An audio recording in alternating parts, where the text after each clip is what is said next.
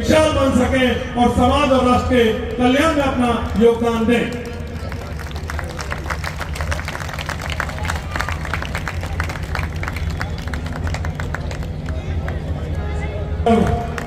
बाबा साहब के इस जन्म उत्सव के अवसर पर आपके उज्जवल भविष्य की कामना करते हैं। धन्यवाद। ध्यान नहीं था डॉक्टर्स ने जिन्होंने इस देश के लिए बहुत कुछ किया है, वो मंच पर उपस्थित हैं, तो मैं माफी चाहते हुए डॉक्टर साहब के लिए जोरदार तालियों से स्वागत करें। बहुत नाम सुना था, आज मैंने आपको साथ साथ देखा।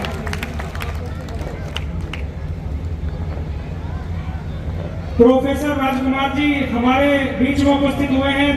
यहाँ लड़ाई हुई, आला सिंह जाटव बहुत ताकतवर थे, 9 दिन तक उनको यहाँ लड़ते रहे।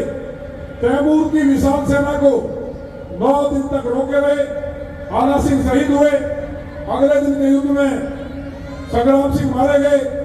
तो जब तक हमारे सभी छत्तीस बिरादरी ने मेरठ के पास पंचायत करके जोगराज गुर्जर को राजा बनाया और महिला कमांडर राम प्यारी को बनाया, और उस टाइम भी भूला वाल्मीकि हमारे सेनापति थे। ये ऑन रिकॉर्ड है, आप गूगल सर्च कर ले, इतिहास पढ़ लें। इसका मतलब राजा और सेनापति बराबर होते थे।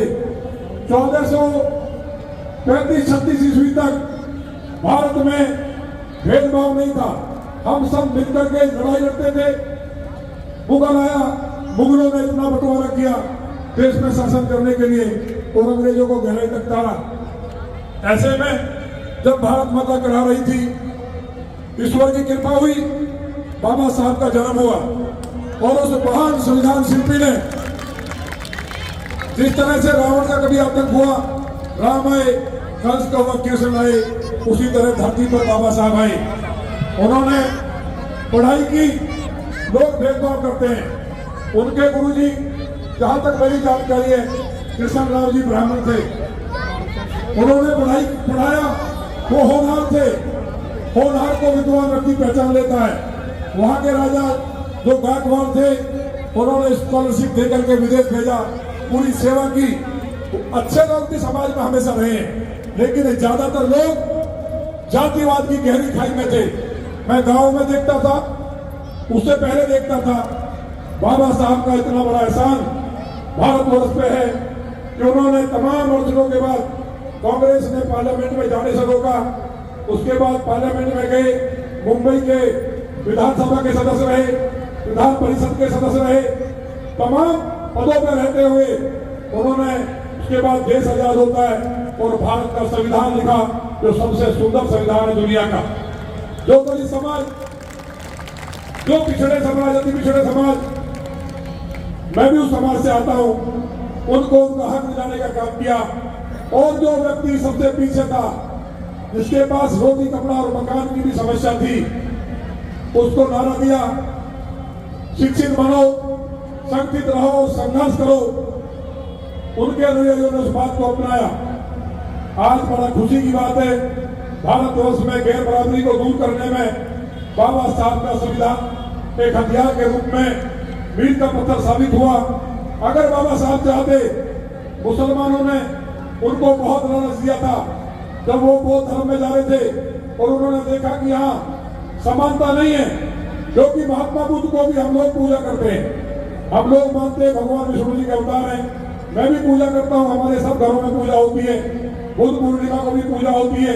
जैसे जैन समाज हमारा, बौद्ध समाज और सिख समाज, उन्होंने कहा कि मैं जो सनातन का एक शाखा उस धर्म में जाऊंगा और इस देश से भेदभाव, छुआछात जैसी बीमारी को मिटाने का काम करूंगा। बाबा साहब ने लगातार संघर्ष किया और आज हम लोग अगर विधायक हैं, मैं अगर विधायक हूं, मेरी कोई हैसियत नहीं थी, वो सिर्फ और सिर्फ बाबा साहब के संविधान में जो अधिकार दिया, उसके कारण विधायक हूं। कोई राजा होता, कोई राजा यहाँ राज कर रहा होता। आज अगर प्रधानमंत्री जी, मोदी जी प्रधानमंत्री हैं, एक गरीब माँ के बेटे, उन्होंने 5 तीर्थ बाबा साहब जा रहे, उनको सुंदर बनाया, तो उन्होंने इस बात को समझा कि अगर एक गरीब माँ का बेटा, जिनकी माँ पोछा लगाती थी घरों में, उसका बेटा अगर आज प्रधानमंत्री है, उन्होंने जगह जगह कहा है दलितों के पैर धोए हैं, और मोदी जी ने कहा है कि अगर बाबा साहब का संविधान नहीं होता, वोट का अधिकार नहीं देते, तो मैं कभी जीवन में प्रधान बनने की नहीं तो सोच सकता था। आज वो प्रधानमंत्री है। ये सारे अधिकार हमें बहन कुमारी मायावती जी को क्या कोई मुख्यमंत्री बनने देता? ये भी बाबा साहब के संविधान में दिए गए वोट के अधिकार के कारण संभव हुआ। और उन्होंने गैर बराबरी के मामले में जितने भी आंदोलन चले, चाहे फूले साहब का हो, मनोहर काशीराम जी का हो, चाहे आज मोदी जी चला रहे हो, और बहुत बापू से देश में हुए, तो वो इसलिए चला पा रहे क्योंकि संविधान में अपनी बात कहने की और कानून का अधिकार था। अगर राजतंत्र होता तो राजा अपनी बात उठाने पे कतलेआम कर देता, गर्दन काट देता। लेकिन आज कोई किसी गरीब को छू नहीं सकता। आज जीने का, शान से चलने का, बेटियों को सम्मान बढ़ाने का, शिक्षा का सारे अधिकार अगर मिले, कोई बाबा साहब के द्वारा लिखे संविधान से मिले, इस सच्चाई को कोई माइकल नकार नहीं सकता। इसलिए बाबा साहब कोई मानव नहीं थे, साधारण पुरुष नहीं थे, वो भगवान के भेजे हुए अवतार थे, एक महामानव थे, जिन्होंने तमाम अड़चनों के बाद संघर्ष करते हुए भारत को टूटने से बचाया। जब भारत का बंटवारा हो रहा था तो बाबा साहब ने कहा था कि भारत का बंटवारा नहीं होना चाहिए, लेकिन कुछ लोग सत्ता के लालच में बंटवारा हुआ।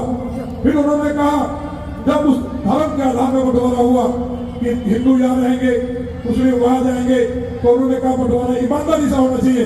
लेकिन तब भी देश के लोगों ने सोचा नहीं, बाबा साहब जैसा दूसरा नहीं हो सकता। आज जो देश आगे बढ़ रहा है, आज भारत अगर ताकतवर है, भारत की सेनाएं मजबूत हैं, भारत के व्यक्ति का दुनिया में सम्मान है, वो सिर्फ और सिर्फ संविधान के उस हथियार के कारण, बाबा साहब की सोच के कारण है। इस तरह का संविधान दुनिया में नहीं है। और उनके द्वारा लगातार साहित्य का भी, लेखन का भी, एजुकेशन के फील्ड में उनका कोई सानी नहीं था। इसलिए बाबा साहब को मैं श्रद्धा सुमन अर्पित करते हुए देवाधिदेव महादेव से प्रार्थना करता हूँ कि हम सबको, बाबा साहब के अनुयायियों को इतनी ताकत दे कि हम लोग देश के लिए उनके दिखाए हुए रास्ते में पूरी मजबूती के साथ आगे बढ़ के एक भी व्यक्ति भारत में गरीब न रहे, कोई भूखा न सोए, असमानता को समाप्त करने का जो बाबा ने सपना देखा था उसको हम पूरा कर सके। आप सबने बुलाया, इतना शानदार सम्मान किया और इतनी बड़ी उपस्थिति, भाई और बहनों की इतनी बड़ी संख्या को मैं चरणों में शीश झुका के अभिनंदन और स्वागत करता हूँ। और मैं जो लड़ाई लड़ता हूँ लौनी के विकास के लिए, दिन रात काम कर रहा हूँ, आपको भगवान मान के काम करता हूँ, लेकिन मुझे भूल नहीं है, आज अगर मैं विधायक हूँ, लौनी में मुसलमान बराबर है, वो हमें वोट नहीं करता, ये कड़वी सच्चाई को मैं कभी नकार नहीं सकता। ना मेरी 7 पीढ़ियां भूल पाएंगी कि मुझे जब मैं हारने लगा, मेरे इन गाँव ने एक तरफा वोट डाल करके लखनऊ भेजा है। इसलिए मैं बाबा साहब के जो आप अनुयायी हैं, हम अनुयायी हैं, उनके सिद्धांतों में आगे बढ़ते हुए शपथ लेता हूं कि उनके मार्ग पर चलते हुए मुझसे जो बन पड़ेगा, समाज के लिए मेरी जान हाजिर है। जब भी आदेश करेंगे आपके बीच में रहता हूं और रहूंगा। बहुत बहुत धन्यवाद। भारत माता की जय।